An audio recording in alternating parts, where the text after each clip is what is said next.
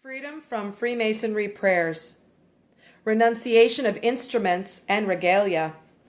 I renounce the cable tow noose, the tie to Masonic brotherhood, and any tendencies to be wrongly led and manipulated. I renounce the pajamas, the two-piece garment worn during initiations, and the humiliation they bring. I renounce the compass and running noose, representing going forward and being stabbed by the point of a compass at the heart, and going backward and being hung by a running noose. I renounce the white tunic, white mantle, armor, and helmet as worn by the Knights Templar. I renounce false humility, the false resurrection, the penal sign, the black robes, and the hoods of the third degree. I renounce all Freemasonry working tools, the square, the compass, the protractor, the plumb rule, the level, the 24-inch gauge, the gavel, the chisel, the pickaxe, the crowbar, and the shovel.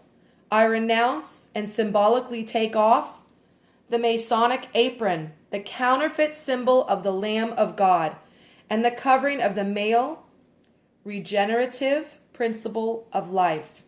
I take off the medallions and chains of office that are placed around a candidate's neck as a yoke of bondage. I take off the belt, carrying the satanic snake on the clasp.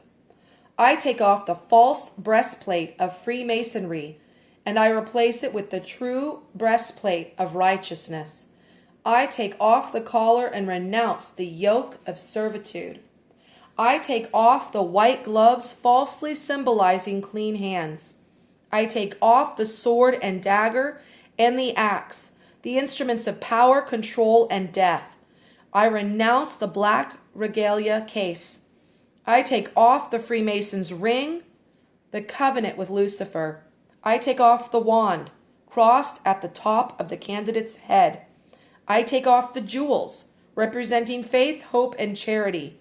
I renounce all the Freemason regalia.